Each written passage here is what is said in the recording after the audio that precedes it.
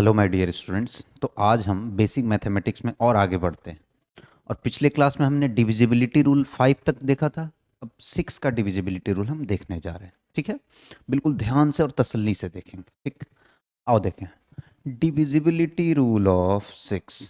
Divisibility rule of 6 बच्चों वाली बात पढ़ रहे हैं, लेकिन ये बच्चों वाली बात कैसे खतरनाक बन जाती है आप देखना। Divisibility rule of 6। अब इसको देखो, मेरी हैंडराइटिंग अच्छी नहीं है तो इसको सही किया जा सकता है। कैसे? ये लो, सही हो जाएगा, अभी एकदम शानदार दिखेगा।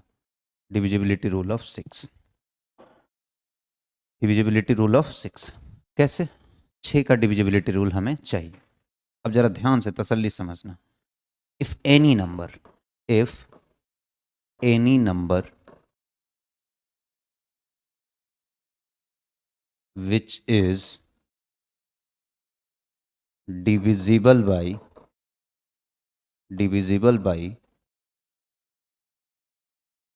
2 and 3 both, then that number is divisible by 6. Then that number is divisible by 6 by 6। क्या कह रहा है? यदि कोई नंबर 2 और 3 दोनों से डिविजिबल है तो 6 से डिविजिबल होगा। क्या 2 से डिविजिबिलिटी का नियम मैंने बताया है? क्या 3 से डिविजिबिलिटी का नियम मैंने बताया, रूल बताया है? उसको अप्लाई करो। अगर कोई नंबर 2 और 3 दोनों से ही होना चाहिए, किसी एक से नहीं, दोनों से डिविजिबल है, मतलब वो नंबर 6 से डिविजिबल होगा। क्लियर है क्या? क्लियर है। ठीक, एक एग्जाम्पल के तौर पर देख लो, आप चेक कर लेना। n इज इक्वल्स टू 3 1 2 5 1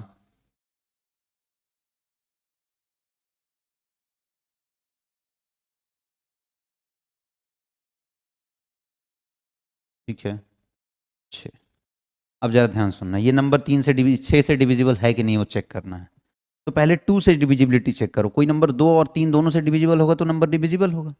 तो 2 से लास्ट डिजिट क्या है? 6 है। वो नंबर अगर 6 है तो 2 से डिविजिबल है। अरे लास्ट डिजिट 0 2 4 6 8 इनमें से कोई भी हो तो नंबर 2 से डिविजिबल होगा। तो लास्ट डिजिट 6 है, मतलब 2 से तो डिविजिबल होगा। अब 3 से डिविजिबिलिटी का रूल क्या होता है? इनके सारे डिजिट का सम ले लो। 3 plus 1 plus 2 plus 5 plus 1 plus 3 plus 6 कितना हो जाएगा? 2 प्लस 1 3 प्लस 1 4 4 प्लस 2 6 6 प्लस 5 11 12 और 3 15 और 6 21 आ रहा है। 21 3 से पूरी तरह डिविजिबल है 7 टाइम्स में। तो इसके हर एक डिजिट का सम, इसके डिजिट्स का सम भी 3 से डिविजिबल है, मतलब ये नंबर 3 से डिविजिबल है। और 2 से डिविजिबिलिटी के लिए आखिरी अंक 6 है तो 2 से डिविजिबल है, मतलब ये नंबर 6 से डिविजिबल होगा। क्यों? क्योंकि वो 2 और 3 दोनों से ही डिविजिबल हो रहा है, इसलिए नंबर 6 से डिविजिबल होगा, वरना नहीं होता। किसी एक से भी होता, दूसरे से नहीं होता तो नहीं हो पाता। ये क्लियर है क्या? ठीक, बढ़ते हैं आगे। आगे बढ़ते हैं।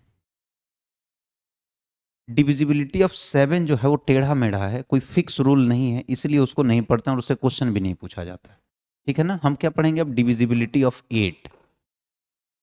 डिविजिबिलिटी ऑफ 8, 8 से विभाजकता का नियम।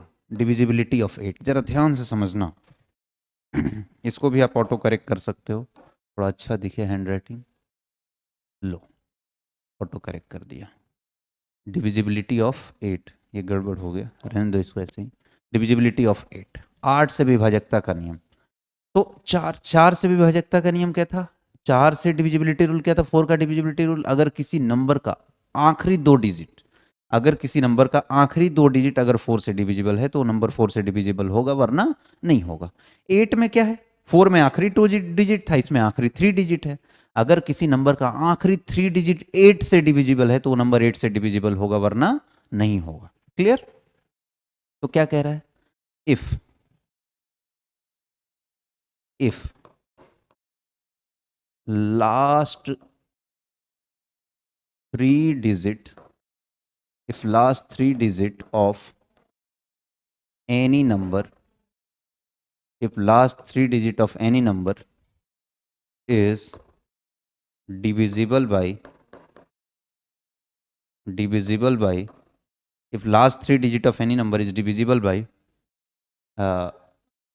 8, then that number is divisible by 8, then that number is divisible by 8, divisible by 8। अगर किसी नंबर का आखिरी 3 डिजिट 8 से डिविजिबल है तो नंबर 8 से डिविजिबल होगा। जैसे n इज इक्वल्स टू, मैंने ले लिया 1 2 5 7 2 1 0 8, ठीक है, 108 ले लिया, ठीक, या 112 ले लिया, ठीक है ना, 112 ले लिया, 112। अब आखिरी 3 डिजिट क्या है अपने पास, 112 है।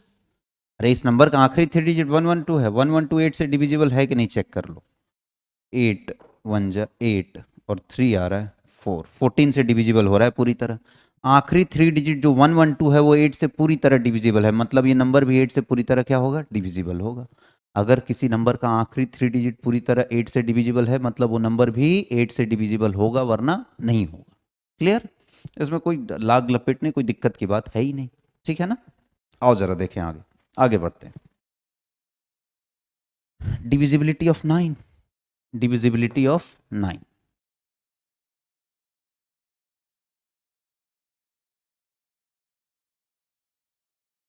डिविजिबिलिटी ऑफ 9, ठीक है क्या। 9 से डिविजिबिलिटी का रूल क्या होगा, डिविजिबिलिटी ऑफ 9, ठीक है। 9 से डिविजिबिलिटी, अरे 3 से डिविजिबिलिटी का रूल आपको पता है क्या होता है। अगर किसी नंबर के सभी डिजिट्स का सम अगर 3 से डिविजिबल है तो नंबर 3 से डिविजिबल होगा। ठीक उसी तरह 9 से डिविजिबिलिटी का रूल होता है। अगर कोई नंबर दिया उसके सारे डिजिट्स का सम 9 से डिविजिबल है, मतलब वो नंबर 9 से डिविजिबल होगा, वरना नहीं होगा। तो क्या कह रहा है, if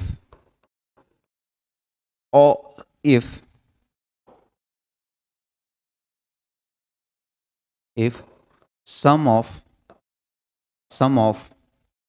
all digits, if sum of all digits of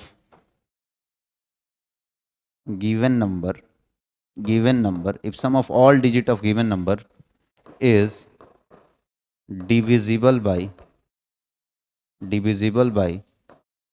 9, if sum of all digits of given number is divisible by 9, then that number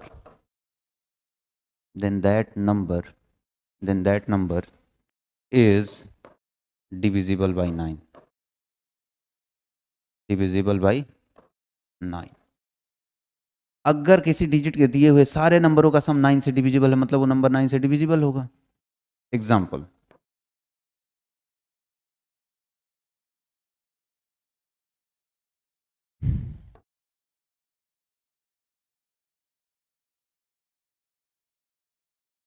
ठीक है, ये नंबर हो गया। चेक करना है कि 9 से डिविजिबल है कि नहीं है, तो इनके सारे डिजिट का सम निकालो। 2 + 7 + 5 + 1 + 6 + 6, देखो कितना आ रहा है।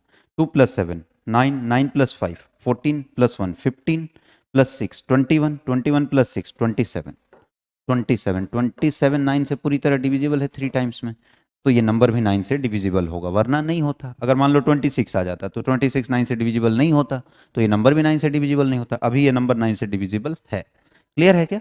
तो दिया हुआ नंबर 9 से डिविजिबल होगा कैसे, ये पता कर लोगे क्या। अगर उनके सारे डिजिट्स का सम 9 से डिविजिबल है तो दिया हुआ नंबर 9 से डिविजिबल होगा, ठीक है। इसको देखो, हटा दूं इसको। 10 से डिविजिबिलिटी का रूल देखो, कुछ नहीं है। 10 वाले में तो कोई दिक्कत ही नहीं है, अगर एक जीरो से एंड हो तो 10 से डिविजिबल होगा। Divisibility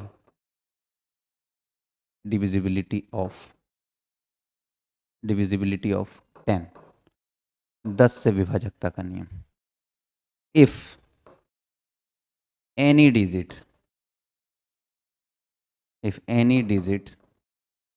ends with at least 1 0, कम से कम एक जीरो से तो खत्म हो, then that number is then that number is divisible by 9, divisible by 9। तुम लोग भी सोच रहे हो क्या पढ़ा रहे हैं सर ये। अरे वाकई इसका ज़रूरत होता है, नहीं तो मैं टाइम पास नहीं करता इस पर। बहुत ज़्यादा ज़रूरत होता है इन सब चीज़ों का आगे जाके, और ये जनरली बच्चे नहीं जानते हैं। बेसिक फंडामेंटल में बहुत सारी ऐसी चीज़ें होती हैं जो आगे जाके दिक्कत करता है, ठीक है ना। वो सारी चीज़ें हम समझेंगे। डिविजिबल बाई 9, डिविजिबल बाई 9 क्यों, 10 ना, डिविजिबल बाई 10।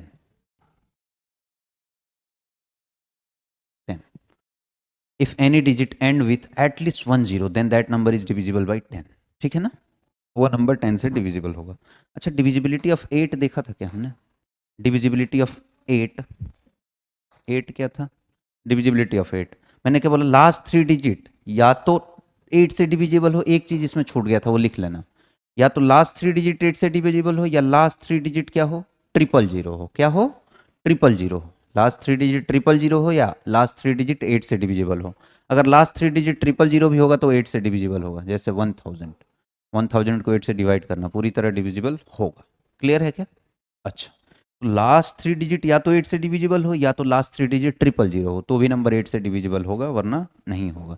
वैसे ही 4 से डिविजिबिलिटी में मैंने क्या बोला था कि लास्ट 2 डिजिट जो है या तो 4 से डिविजिबल हो, और एक चीज उसमें भी छूट गया था, या तो लास्ट 2 डिजिट 00, क्या हो, 00। बात समझ आ रहा है कि नहीं आ रहा? ये तो बन गया आदमी। नाक वाक बना दो इसका, टीका कर दो, कोरोना बना दो इसको। ये बन गया कोरोना। अरे समझ आया कि नहीं आया? लास्ट 2 डिजिट 4 में, लास्ट 2 डिजिट या तो 4 से डिविजिबल हो, या लास्ट 2 डिजिट 00। क्लियर है? अच्छा, बढ़ते हैं आगे। 10 से डिविजिबिलिटी का रूल क्लियर है? इसको हटाऊं मैं? ये तो बच्चों वाली बात थी बिल्कुल। अब 11 से डिविजिबिलिटी के रूल को ध्यान से समझना। इसमें मैं भाषा नहीं लिखवा रहा हूं, इसको समझना जरा क्या है। Divisibility of 11, divisibility of 11।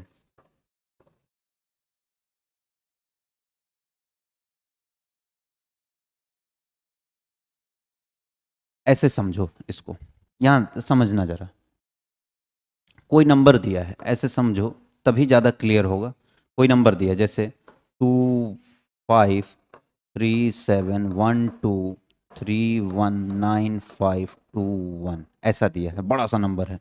अब ये तुरंत चेक करना है कि 11 से डिविजिबल है कि नहीं है। तो क्या करो, इवन प्लेस पर जितने नंबर है, इवन प्लेस पर जितने नंबर, इवन प्लेस मतलब अरे ये पहले स्थान पर है, दूसरे स्थान पर, फर्स्ट सेकंड थर्ड फोर्थ, तो सेकंड प्लेस पर, फोर्थ प्लेस पर, सिक्स्थ प्लेस पर, टेंथ प्लेस, ये एट्थ प्लेस पर, टेंथ प्लेस पर, इन सभी प्लेस पर जो जो नंबर हैं उनका सम ले लो, माइनस ऑड प्लेस पर जितने नंबर है। जैसे मैंने क्या किया, जरा ध्यान से सुनना।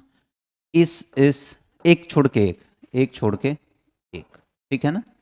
सेकंड प्लेस लिया, फिर फोर्थ प्लेस लिया, फिर सिक्स प्लेस लिया, फिर एट्थ प्लेस लिया, फिर टेंथ प्लेस लिया, फिर 12th प्लेस लिया। टोटल डिजिट कितने हैं? 1 2 3 4 5 6 7 8 9 10 11 12, ठीक है। इन सब का सम ले लो पहले, जिसको अंडरलाइन किया, 5 + 7 + 2 + 1 + 5 + 1, ठीक है, माइनस। अब क्या करना है? माइनस करना है। मैं हिंदी अंग्रेजी नहीं लिखवा रहा हूं इसमें क्योंकि कंफ्यूज हो गया। मैं डायरेक्ट बता रहा हूं कि कैसे चेक करेंगे। पहले जो इवन प्लेस पर नंबर थे, सम स्थान वाली संख्या पर जो नंबर थे, इवन प्लेस पर जो नंबर थे, उनका सम ले लिया, माइनस ऑड प्लेसेस पर जो नंबर है कौन है। अब अंडरलाइन के अलावा जो बच रहा है सबको जोड़ो।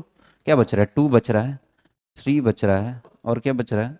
1 + 3 + 9 + 2, यही बच रहा है, ठीक है। दोनों को माइनस करो, दोनों को माइनस करो। 5 + 7 12, 12 + 2 12 + 2 14, 15 + 5 20 21 21, माइनस इसको ले लो। 2 + 3 कितना हो गया? 2 + 3 हो गया 5 6 9, 9 और 9, 9 और 9 कितना हो गया? 18, 18 + 2, 18 + 2 कितना हो गया? 20। इन दोनों के बीच का डिफरेंस क्या आ रहा है? 1 आ रहा है। इसको जोड़ा और दोनों के बीच में माइनस कर दिया, 1 आ रहा है। तो अगर ध्यान से सुनना, मैं लिख देता हूं सम प्लेसेस, नहीं सम मतलब ऐसे समझो। 11 से डिविजिबिलिटी का रूल क्या होना चाहिए? सम ऑफ, ध्यान से सुनना, sum of digit at even place, even place, even place समझ रहे हो, दूसरा चौथा छठा, minus sum of digit at odd place, digit at odd place, odd place. विषम सम संख्या वाले स्थान पर जो नंबर है उनका योग, विषम संख्या वाले स्थान पर जो नंबर है उनका योग, दोनों के योग का अंतर। सम प्लेसेज मतलब sum of digit at even place, even place पर जितने डिजिट है उनका सम, ऑड प्लेसेज पर जितने डिजिट है उनका सम, और दोनों के सम का क्या लेना है, डिफरेंस लेना है। अगर ये डिफरेंस, अगर ये डिफरेंस, मैं यहां लिख रहा हूं जगह की कमी है इसलिए, अगर ये डिफरेंस या तो 0 आए या तो 11 का गुणांक आए, ऐसा नंबर है 11 का गुणांक, मतलब क्या हुआ, या तो 11 का मल्टीपल आए, या तो 11 का क्या है, मल्टीपल, मतलब इनका जो डिफरेंस है वो या तो 11 आए, 22 आए, 33 आए, -11 आए, -22 आए, -33 आए, इस तरह का नंबर आए, या तो 0 आ जाए, या तो क्या आ जाए, 0 आ जाए। जैसे मैं इस 2 की जगह 3 लिख दिया होता, क्या लिख दिया होता, 3, इस 2 की जगह क्या लिख दिया होता, 3, तो यहां इस 2 की जगह क्या आ जाता, 3, तो ये भी 21 हो जाता, क्या ये भी 21 हो जाता, और ये अगर 21 हो जाता तो इनका डिफरेंस क्या हो जाता, 0, इनका डिफरेंस क्या हो जाता है, 0। तो देखो ना, डिफरेंस या तो 0 है या तो 11 का मल्टीपल है, 11 इंटू के मतलब के कुछ भी हो सकता है, 1 -1, या तो ये 11 हो, या तो 22 हो, या तो 33 हो। अरे समझ आ रहा है कि नहीं आ रहा है, देखो इवन प्लेस पर जो नंबर है उनका सम, माइनस ऑड प्लेस पर जो नंबर है उनका सम, ये जो है या तो 0 है या तो ऐसा है 11 हो, 22 हो, 33 हो, डॉट डॉट डॉट, या -11 हो, -22 हो, -33 हो, इस तरह का कुछ नंबर आए तो ये नंबर जो भी दिया होगा ये नंबर 11 से डिविजिबल होता, वरना नहीं होता। समझ आ गया क्या, इवन प्लेस पर जो नंबर है उनका सम, माइनस ऑड प्लेस पर जो नंबर है उनका सम, दोनों का डिफरेंस ले लिया, वो अगर डिफरेंस या तो 0 आए या 11 का मल्टीपल आए, 11 का मल्टीपल मतलब 11, 22, 33, 44, 55, 66, या -11, -22, -33, -44, इस तरह का कोई नंबर आए तो वो नंबर 11 से डिविजिबल होगा, या तो 0 आ जाए या तो डिफरेंस 0 आ जाए। बात समझ आ रहा है कि नहीं आ रहा है, ठीक है। तो मुझे उम्मीद है कि 11 से डिविजिबिलिटी का रूल आपका क्लियर है, और यहीं तक डिविजिबिलिटी का रूल हम पढ़ते हैं, बाकी इससे सारे क्वेश्चन हो जाएंगे, कोई सा क्वेश्चन आप करोगे हो जाएगा। देखो क्वेश्चन देखना आप, अब अगर मैं डिविजिबिलिटी रूल पढ़ाया भी हूं और ये क्वेश्चन नहीं कराया तो आप सर पैर ऊपर नीचे कर लो, आप लटक जाओ ऊपर, तब भी नहीं हो सकता ये क्वेश्चन, मैं बता रहा हूं नहीं हो सकता। आओ जरा समझे क्या है क्वेश्चन, और ये आ भी चुका है, ये आ भी चुका है। Find the number of order pair of P comma Q, P comma Q के ऐसे कितने ऑर्डर पेयर होंगे ताकि 2 1 P 5 3 Q 4 डिविजिबल हो 9 से। P कॉमा क्यू के ऐसे कितने ऑर्डर पेयर होंगे ताकि ये जो दिया हुआ नंबर है वो 9 से डिविजिबल हो जाए। क्वेश्चन क्या कह रहा है जरा समझो, n क्या दिया है, 2 1 P 5 3 Q 4, 2 1 P 5 3 Q 4, ये नंबर किससे डिविजिबल होना चाहिए, 9 से। किससे डिविजिबल होना चाहिए, 9 से। दिया हुआ नंबर 9 से डिविजिबल हो, दिया हुआ नंबर 9 से डिविजिबल हो, इसके लिए P कॉमा Q के कितने ऑर्डर पेयर आएंगे, P कॉमा Q के कितने ऑर्डर पेयर आएंगे। P और Q एक कोई नंबर होगा, ऐसी कितनी P और Q की वैल्यू यहां रख सकते हैं एक साथ, जैसे मान लो P की वैल्यू 1 रखा और Q की वैल्यू 2 रखती है मान लो, तो ये नंबर जो है 9 से डिविजिबल हो रहा होगा। तो ऐसे कितनी P और Q की वैल्यू होंगी, ऐसी कितनी P और Q की वैल्यू होंगी ताकि ये नंबर 9 से डिविजिबल हो जाए। बात समझ आ रहा है कि नहीं आ रहा है, ठीक, तो वही चेक करेंगे। ये नंबर क्या बोल रहा है, 9 से डिविजिबल होना चाहिए। किससे डिविजिबल होना चाहिए, 9 से। तो 9 से डिविजिबिलिटी का रूल अभी अभी बताया था, ध्यान से सुनो एक बार, क्वेश्चन में फिर से पढ़ता हूं। Find the number of order pair of P comma Q, P comma Q के ऐसे कितने ऑर्डर पेयर आएंगे ताकि ये जो दिया हुआ नंबर है ना ये 9 से डिविजिबल हो जाए, ठीक है। तो दिए हुए नंबर को 9 से डिविजिबल होना है, 9 से डिविजिबल होना है, ठीक है। तो 9 से डिविजिबिलिटी का रूल, 9 से डिविजिबिलिटी का रूल क्या होता है कि इनके डिजिट का सम क्या होना चाहिए, 9 से डिविजिबल होना चाहिए। तो डिजिट का सम लो, 2 + 1 + 5, ये P 2 + 1 + 2 + 1 + P + 5 + 3 + Q + 4, ये नंबर आ गया। क्या आ गया, ये नंबर आया। ये नंबर किससे डिविजिबल होना चाहिए, अरे ये नंबर किससे डिविजिबल होना चाहिए, 9 से। किससे डिविजिबल होना चाहिए? 9 से। अब चेक करेंगे, पहले इसका सम तो निकाल लो, क्या आ रहा है इनका सम निकालो। 2 + 1 3, पी को बाद में लेंगे। 2 + 1 3, 3 + 5 8, 8 + 3 11, 11 + 4 15 और plus P plus Q. 15 + p + q आ रहा है क्या? 15 + p + q आ गया। ठीक है क्या? 15 + p + q आ चुका है। अब बढ़ते हैं आगे। तो जो नंबर है ये नंबर 9 से डिविजिबल होना चाहिए और इनका सम क्या आ रहा है? 15 + p + q। अब जरा तसल्ली से देखना, ये p और q जो है ना एक संख्या है, यूनिट डिजिट नंबर है, मतलब 0 1 2 3 4 5 6 7 8 9, इन्हीं में से कुछ ना कुछ होगा। या तो 0 होगा, या तो 1 होगा, या 2 होगा, या 3 होगा, या 4 होगा, या 5 होगा, या 6 7 8 9 तक जाएगा। इसके अलावा तो कुछ हो नहीं सकता। या तो p हो या तो q हो, इन्हीं के बीच में कुछ ना कुछ होगा। ठीक है, मतलब इससे क्या बोल सकते हैं कि p जो है वो 0 से बड़ा या बराबर तथा 9 से छोटा या बराबर होगा, 0 और 9 के बीच में होगा। क्यू भी कहां से कहां, तरीका देखना कैसे सॉल्व कर रहा हूं, क्यू भी कहां से कहां तक होगा, एक यूनिट डिजिट नंबर है तो 0 से 9 के बीच में होगा। अरे यही तो होगा, पी और क्यू एक नंबर है, मैं यहां बताया था ना अभी अभी, पी और क्यू एक नंबर है तो 0 से 9 के बीच में होगा, कुछ ना कुछ यही होगा। अच्छा ठीक है, अब इनको सामने सामने जोड़ो तो क्या होगा? 0, क्योंकि p + q है इसलिए मैं जोड़ रहा हूं, यहाँ p + q मिल रहा है इसलिए मैं जोड़ रहा हूं, सामने सामने जोड़ा। 0, यहाँ क्या आ जाएगा? p + q, और यहाँ क्या आ जाएगा? 18 आ जाएगा। 9 9 + 9, ऐसे भी समझो ना, p का मिनिमम वैल्यू क्या? 0, q का मिनिमम वैल्यू क्या? 0, तो p + q का मिनिमम वैल्यू 0 + 0 0 होगा। p का मैक्सिमम वैल्यू 9, q का मैक्सिमम वैल्यू 9, तो p + q का मैक्सिमम वैल्यू क्या आ जाएगा? 18 आ जाएगा क्या? 18 आ जाएगा, आ जाएगा। ठीक है, अब जरा ध्यान से और तसल्ली से देखना, बिल्कुल ध्यान से। क्या है? p + q की वैल्यू कहाँ? 0 से 18 के बीच में है, 0 से 18 के बीच में है। अच्छा, तो अब जरा तसल्ली एकदम दिमाग लगा के सोचो, मैं फिर से बताऊंगा। 15 + p + q है। अब p + q को चिल्ला चिल्ला के क्या बोल रहा है कि 0 से 18 के बीच में मैं रहूंगा, 0 से 18 के बीच में। अब यहां देखो, बोल रहा है कि ये नंबर 9 से डिविजिबल होना चाहिए। ये नंबर क्या होना चाहिए? 9 से डिविजिबल। तो 9 से डिविजिबिलिटी का रूल क्या है कि उनके डिजिट का सम 9 से डिविजिबल होना चाहिए, उनकी सारी संख्याओं का सम 9 से क्या होना चाहिए? डिविजिबल होना चाहिए। अच्छा, तो संख्याओं का सम तो यही आया है, ये 9 से डिविजिबल होना चाहिए। अब बोल रहा है p + q के बारे में पता नहीं, लेकिन इतना जरूर पता चल गया कि ये 0 से 18 के बीच में है, तो ये जो दिया हुआ नंबर है ये 9 से डिविजिबल होना चाहिए। तो 9 से डिविजिबल होना चाहिए, तो एक बात बताओ, p + q का वैल्यू 0 से 18 है, तो p + q+ यहाँ क्या है? 15 है क्या? 15 है, तो पूरे में 15 जोड़ दिया, इधर भी इधर भी इधर भी, तो ये 0 + 15 कितना हो जाएगा? 15, और ये कितना हो जाएगा? 18 + 15 33 हो जाएगा क्या? तो एक बात बताओ, p + q जब 0 से 18 आ रहा है तो p + q + 15 कहाँ से कहाँ तक आएगा? अरे पूरे में, इसमें इधर 15 जोड़ा, इधर 15 जोड़ा, इधर 15 जोड़ा, तो ये 15 हो जाएगा और ये 33 हो जाएगा। 15 से 33 के बीच में आ गया। अब ये नंबर बोल रहा है इनका सम, यहां देखो ना, ये नंबर 9 से डिविजिबल होना चाहिए, तो इसका सम भी 9 से डिविजिबल होना चाहिए। तो 9 से डिविजिबल होने के लिए ये नंबर जो है 9 से डिविजिबल होना चाहिए, और ये नंबर कहां से कहां तक है? 15 से 33 के बीच में, 15 से 33 के बीच में। 15 से 33 के बीच में 9 से डिविजिबल होने वाले कौन कौन से नंबर है जरा बताओ? 18 है, 27 है, यही तो दो नंबर है, 18 है और 27 है। ठीक है, मतलब 15 + p + q की वैल्यू एक बार तो 18 लेना पड़ेगा इसके बीच में, और एक बार 15 + p + q की वैल्यू 27 लेना पड़ेगा।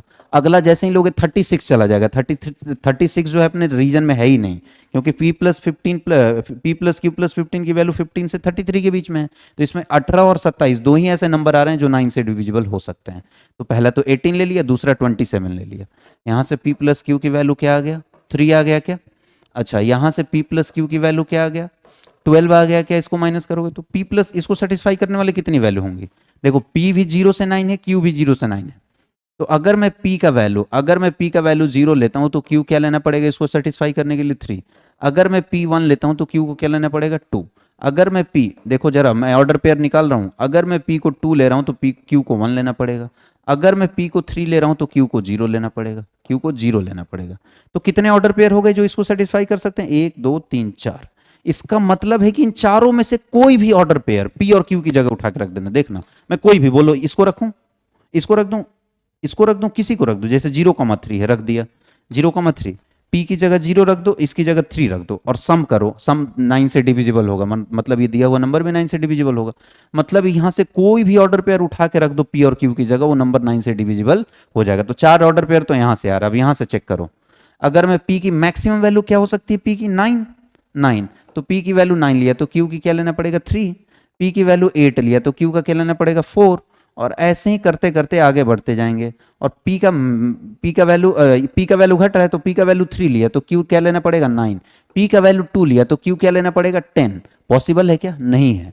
तो ये पॉसिबल नहीं है। मैक्सिमम क्या होगा 3,9। तो देखो ना, काउंट कर लो कितना आ रहा है, 9,3, 8,4, फिर क्या होगा 7, मैं यहां लिख दूं क्या, जगह कमी है तो यहां लिख देता हूं मैं। देखो 9,3, 8,4, 7,5 आ जाएगा, अगला क्या आ जाएगा 6,5 आ जाएगा, नहीं 7,5, 6,6 आ जाएगा, 5,7 आ जाएगा, फिर क्या हो जाएगा 4,8 आ जाएगा, फिर क्या आ जाएगा 3,9 आ जाएगा। और जैसे ही 2, यहाँ 2 लिखोगे तो यहाँ 10 लिखना पड़ेगा, और Q की वैल्यू 10 पॉसिबल ही नहीं है, 0 से 9 के बीच में है, तो ये नहीं आ सकता। काउंट करो 1 2 3 4 5 6 7, 7 यही आ रहे हैं क्या, 6 7, 7 आ गए।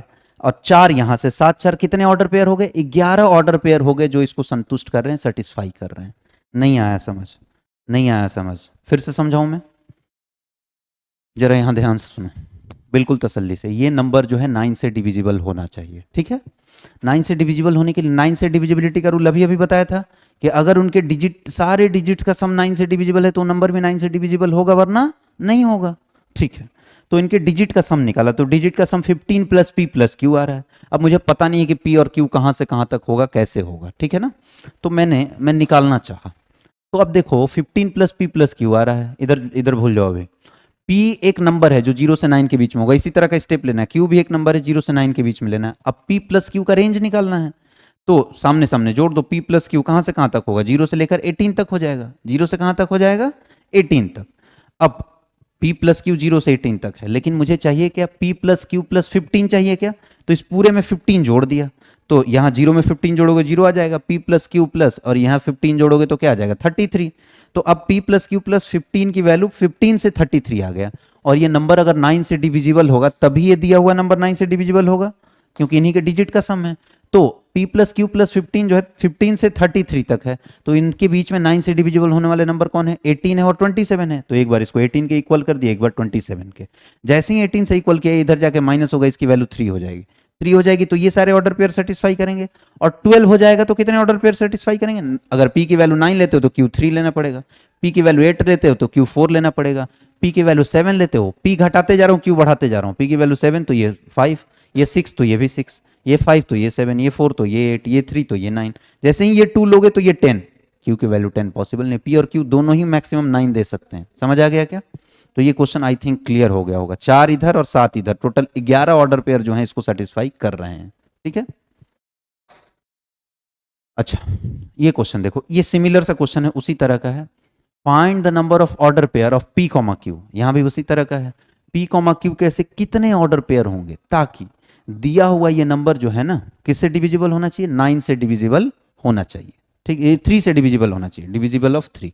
तो 3 से डिविजिबिलिटी का भी रूल तो वही है, 3 से डिविजिबिलिटी का भी रूल वही है। डिजिट का सम क्या होना चाहिए 3 से डिविजिबल, तो 2 plus 1 plus P plus 5 plus 3 plus Q plus 4। देखो 2 प्लस 1 3, 3 प्लस 5 8, 8 प्लस 3 11 प्लस 4 15।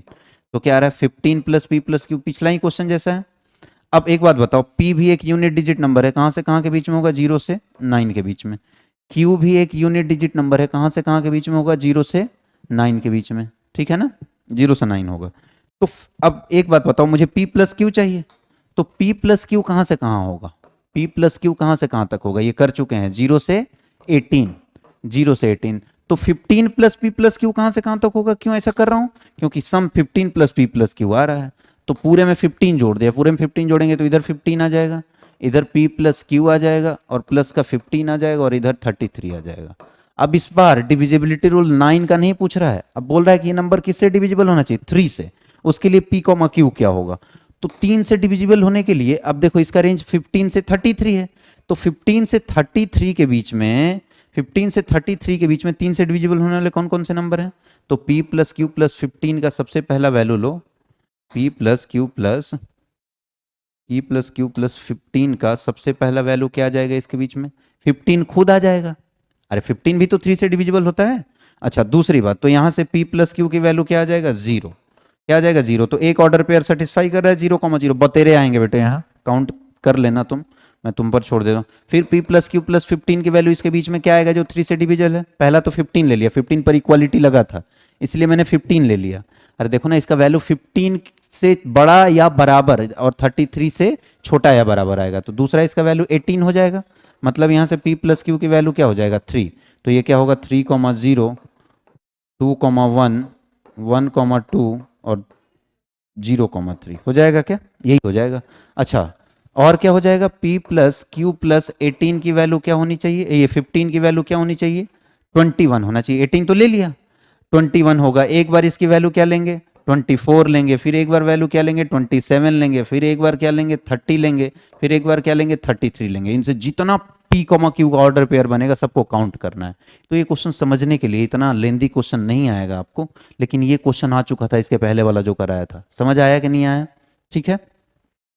एक क्वेश्चन मैं खुद से बनाता हूं, जरा करना। Find the number of value of find the number of value of beta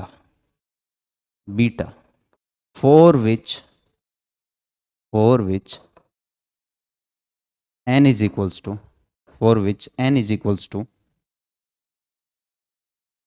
2,1,5,7,3,2,1 beta 0 is divisible by 8 ऐसा छोटा छोटा क्वेश्चन पूछ सकता है तुमसे कभी भी। डिविजिबल बाय 8 बोल रहा है कि ये जो नंबर है वो 8 से डिविजिबल होना चाहिए, उसके लिए बीटा की कितनी पॉसिबल वैल्यू हो सकती है, यहाँ एक बीटा अननोन है वही निकालना है। ये नंबर 8 से डिविजिबल होना चाहिए, उसके लिए बीटा की कितनी पॉसिबल वैल्यू होनी चाहिए, ठीक है। तो एक बात बताओ, 8 से डिविजिबल होना चाहिए बोल रहा है, तो 8 से डिविजिबिलिटी का रूल खट से तुम्हारे दिमाग में आना चाहिए। अच्छा 8 से डिविजिबल मतलब लास्ट 3 डिजिट अगर 8 से डिविजिबल होता है तो नंबर 8 से डिविजिबल हो जाता है। अभी अभी बताया था, अगर किसी संख्या किसी नंबर का लास्ट 3 डिजिट अगर 8 से डिविजिबल है तो नंबर भी 8 से डिविजिबल होगा। तो लास्ट 3 डिजिट की बात करते हैं, क्या है, 1 बीटा 0। उसके पहले एक बात करो, बीटा एक यूनिट डिजिट नंबर है जो 0 से कहाँ से कहाँ के बीच में होगा, 0 से 9 के बीच में।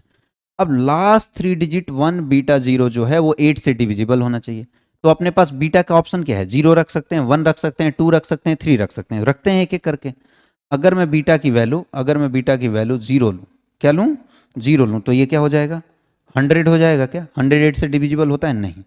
अगर मैं बीटा की वैल्यू 1 लूँ, अगर मैं बीटा की वैल्यू क्या लूँ, 1, तो ये क्या हो जाएगा, 110 8 से डिविजिबल होता है, चेक कर लेना, नहीं होता है, तो बीटा की वैल्यू 1 भी नहीं ले सकते, 0 भी नहीं ले सकते, यहाँ 100 आ जाएगा। जैसे ही मैं बीटा की वैल्यू 2 लिया तो ये क्या हो जाएगा, बीटा की जगह 2 रखो, 120 8 से डिविजिबल होता है, मतलब बीटा की वैल्यू 2 ले सकते हैं। वैसे ही एक एक करके बीटा की वैल्यू कहाँ तक रखेंगे, 9 तक, 3 भी रखोगे तो नहीं होगा। और आगे एक 6 सेटिस्फाई करेगा, जैसे ही बीटा की जगह 6 रखोगे ना तो 1608 से डिविजिबल होता है। फिर आगे 780 रख के देख लेना, अरे देखो ये क्या बनेगा, 1 जब 00, 110 120 130, अरे बीटा की वैल्यू 0 1 2 3 9 तक रखेंगे, 140 150 160, ठीक है, 170 180 190, यही तो होगा। अब इसमें चेक कर लेना कौन सा नंबर 8 से डिविजिबल होगा, उसके लिए जो बीटा आ रहा है वही बीटा की वैल्यू लेंगे। जैसे 100 नहीं है डिविजिबल, 110 नहीं है, 120 है, मतलब बीटा की वैल्यू 2 ले सकते हैं, क्योंकि 1 बीटा की जगह 2 ही तो यहाँ रख रहे हैं, 2 ले सकते हैं। 130 नहीं है, 140 नहीं है, 150 नहीं, 160 है, मतलब बीटा की जगह 6 ले सकते हैं। 170 8 से डिविजिबल नहीं है, 180 नहीं है, 190 नहीं है, मतलब बीटा की जगह यहाँ क्या क्या ले सकते हैं, बीटा की जगह एक तो 2 ले सकते हैं और एक 6 ले सकते हैं, देख लेना। तो 2 ही ऐसा बीटा का वैल्यू आया। तो find the number of value जब बीटा, कितनी ऐसी बीटा की वैल्यू है जो जिसके लिए नंबर 8 से डिविजिबल होगा, 2। वो नंबर क्या है, 2 और 6, ठीक है क्या, ठीक। अब आगे बढ़ते हैं। तो डिविजिबिलिटी रूल के ये कुछ क्वेश्चंस थे जिसको अगर आप नहीं किए होते, नहीं समझे होते तो मुश्किल हो जाएगा करना। अगर इसके बाद भी नहीं समझ आए तो आप पूछ सकते हो, ठीक है ना। यहाँ देखो, अब अगला हेडिंग डालते हैं इसमें छोटा सा, फैक्टोरियल, फैक्टोरियल, ठीक है। फैक्टोरियल क्या होता है, इसको डिनोट ऐसे करते हैं बेटे, या तो ऐसे करो, एक खरगोश का घर बना दो, या तो ऐसे लाइन खींचो और यहाँ डॉट लगा दो। एक्सक्लामेटरी का साइन, अगर इंग्लिश ग्रामर थोड़ा सा पढ़े हो तो एक्सक्लामेटरी का साइन जो होता है वो इस तरह का होता है। तो अगर मुझे यहाँ इसको लिखना है, जैसे 5 फैक्टोरियल, तो ऐसा भी लिखा जा सकता है 5 फैक्टोरियल, या 5 फैक्टोरियल को ऐसा भी लिखा जा सकता है। तो इसको कैसे पढ़ेंगे, इन दोनों को पढ़ेंगे कैसे, फैक्टोरियल 5, फैक्टोरियल 5, इसको हिंदी में क्रम गुणित बोलते हैं बेटे, फैक्टोरियल को हिंदी में क्रम गुणित बोलते हैं, ठीक है ना, फैक्टोरियल 5, ठीक है ना। अच्छा, अब मतलब क्या होता है फैक्टोरियल का, इसको जरा समझें। फैक्टोरियल पढ़ना ही वो थोड़ी ना, इसका मतलब समझना ज़्यादा जरूरी है। तो फैक्टोरियल मान लो 5 ही लिया है, तो इसी को समझ लेते हैं। जो फैक्टोरियल में लिखा है वहां से मल्टीप्लाई करना स्टार्ट करो। 5 है तो 5 से एक कम करो 4, फिर 4 में एक कम करो 3, फिर 3 में एक कम करो 2, 2 में एक कम करो 1। जैसे ही 1 पर पहुंच जाना रुक जाना। कहाँ से, 5 है तो 5 से स्टार्ट करना, एक एक करके घटाते जाना, जैसे ही 1 पर गए रुक जाओ। तो इसकी वैल्यू क्या हो जाएगी, 5 इंटू 4 इंटू 3 इंटू 2 इंटू 1, 120 हो जाएगा। लेकिन कर लेना मल्टीप्लाई। फैक्टोरियल 4 हो गया, इसकी वैल्यू क्या हो जाएगी, 4 से स्टार्ट करना है, 4 3 2 1 पर आते ही रुक जाना है। तो इसकी वैल्यू क्या हो जाएगी, 12 2 24, ठीक है।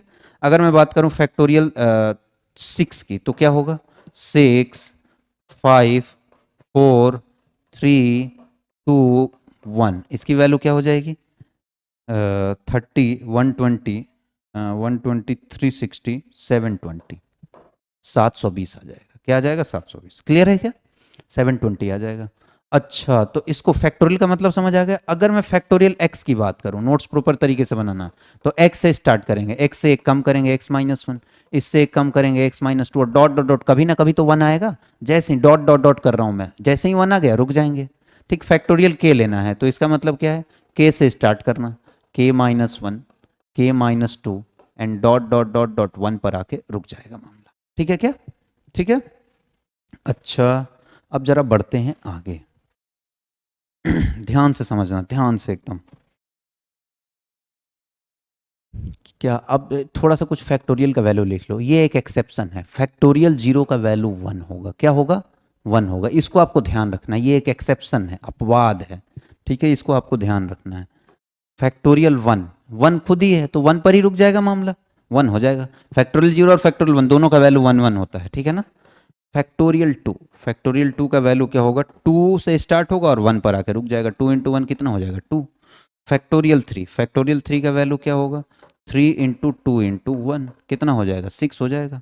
फैक्टोरियल 4 का अभी अभी बताया था, 4 से स्टार्ट करेंगे, 4 3 2 1, 24 हो जाएगा।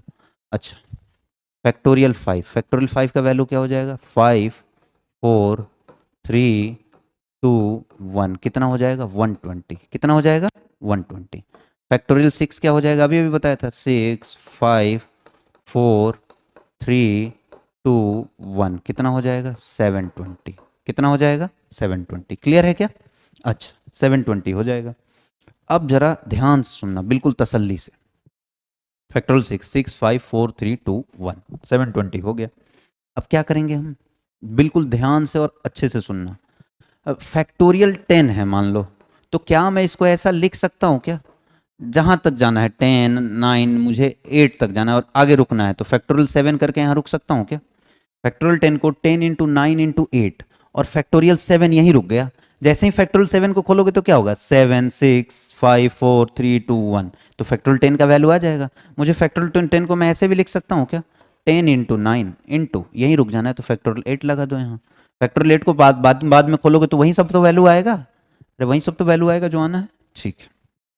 अच्छा, तो इस तरह की चीज़ें आपको क्लियर हो चुकी है। अब एक छोटे छोटे छोटे छोटे एक दो क्वेश्चन कर लेते हैं, छोटे छोटे से क्वेश्चन कर लेते हैं, एक आध दो। क्या है question, find the value of N, N is equals to क्या है, factorial 21 into factorial 71 into factorial 83 divided by factorial 20 factorial 73 factorial 84, ठीक है ना। अब कौन किसके सबसे पास है, ऊपर नीचे देखो कौन किसके करीब है। 21 के करीब कौन है 20, 71 के करीब कौन है 73, 83 के करीब कौन है 84। अब यहां देखो जो बड़ा है करीब में, जो बड़ा है उसको छेड़ना है, जो छोटा है उसको छेड़ना नहीं है।